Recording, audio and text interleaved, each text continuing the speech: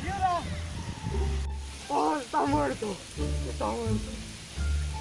Esto es lo que pasa si va todo el mundo con el móvil. ¿Pero tú no estabas muerto? ¿Dónde estará este hombre? ¿Será impuntual? ¿Dónde está?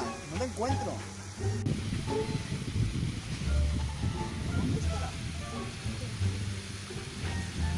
¡Hombre! ¡Me estaba buscando! En 5 minutos estoy en Pon, te lo juro. Sí, de verdad que no te enfades. De verdad que no lo he hecho adrede, carico. ¿Ves? Esto te pasa por ir todo el día con el móvil. Que no, que lo tienes que ver. De verdad, Cari, te lo prometo, te lo prometo. De verdad, grabando cosas sobre el móvil, Alejandro, y va y te caes.